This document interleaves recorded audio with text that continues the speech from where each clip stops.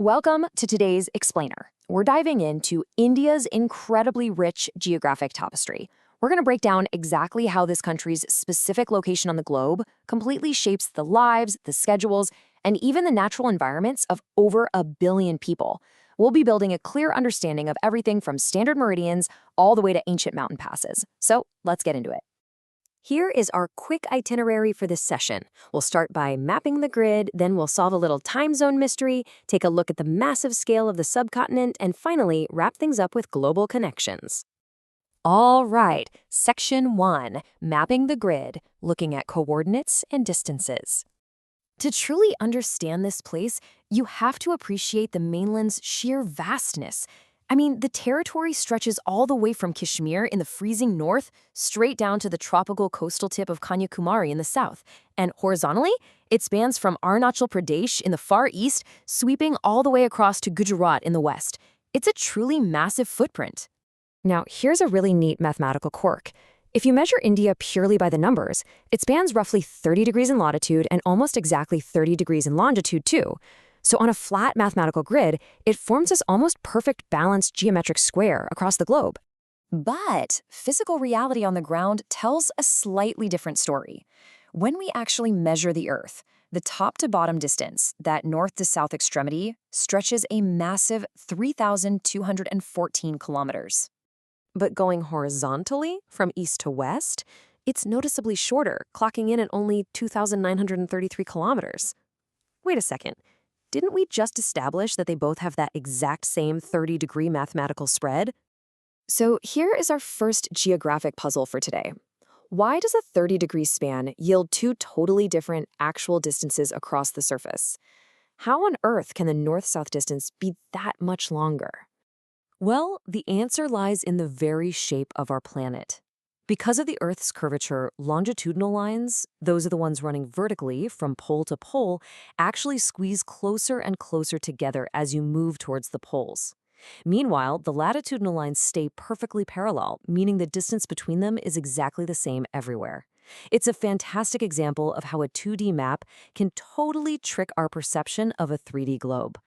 Moving right along to Section 2, the time zone mystery, focusing on sunlight and the Standard Meridian. Because of that huge 30-degree width we just talked about, things get a little weird with the sun.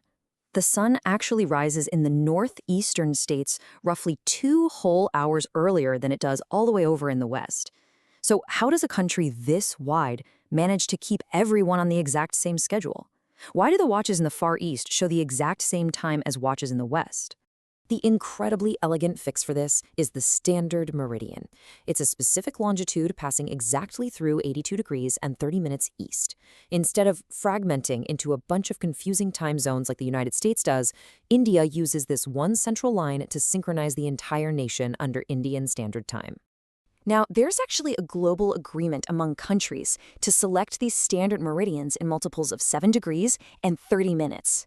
By playing by these international rules, this specific longitude locks India in at exactly 5.5 hours ahead of Greenwich Mean Time. That one invisible mathematical line literally dictates the daily clocks for over 1 billion people. So, longitude gives us our clocks, right? But latitude gives us our environment.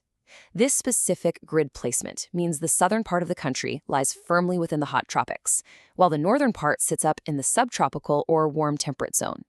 This precise location is exactly what's responsible for the country's mind-blowing variations in landforms, climate, soil types, and natural vegetation.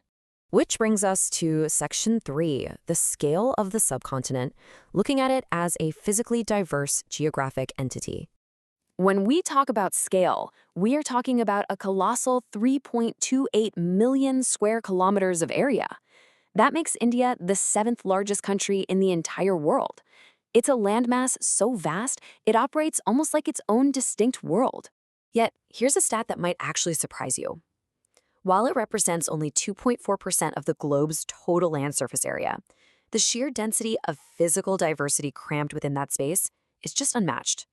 You've got lush, green, forested hills in the northeast, massive, powerful rivers like the Ganga, and the vast, dry, sandy expanse of the desert, all sharing the same national borders. And check out how naturally walled off this land is. It's bounded by the lofty Himalayas in the north, the rugged Hindu Kush and Suleiman ranges in the northwest, the Purvichal Hills in the northeast, and of course the expansive Indian Ocean in the south. These formidable physical barriers acted as a geographic incubator for thousands of years.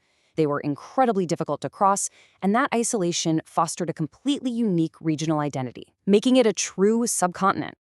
And hey, speaking of the ocean, that peninsular extension reaching southward gives the country a massive 7,517-kilometer coastline. And that's factoring in the mainland coast, along with its vital island groups, the Andaman and Nicobar Islands in the Bay of Bengal and Lakshadweep over in the Arabian Sea. Having this immense access to water is an absolute game-changer geographically. That flows perfectly into our final stop, Section 4, Global Connections, exploring neighbors and maritime routes. Just look at this strategic setup. By jutting right out into the Indian Ocean with the Arabian Sea on one side and the Bay of Bengal on the other, peninsular India is a total geographic powerhouse. It provides these highly critical sea and air routes that link the nation right to its neighboring regions and the broader global economy. It is perfectly centralized for global trade. Now, international sea routes are vital, absolutely, but we also share this great geographic entity of the Indian subcontinent with immediate land neighbors Pakistan, Nepal, Bhutan, and Bangladesh. Together, cradled by those giant mountain ranges we discussed, these nations form a highly distinct geographic bloc right in South Central Asia. And if we look just off the southern coast, our island neighbors add a whole other layer to this network. Sri Lanka, for instance, is physically separated from the mainland by very specific geographical formations. You have the deep inlet of the Gulf of Mannar and the narrow water passage known as the Palk Strait. These naturally divide the two neighbors, but keep them incredibly closely linked. To wrap up today's explainer, I want to leave you with something to really chew on based on what we've covered.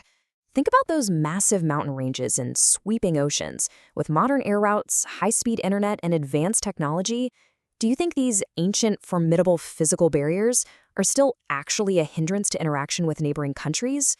Or has geography just been forever conquered by human innovation? Take a moment to think about how geography still quietly shapes our modern world. Thanks so much for exploring with me today.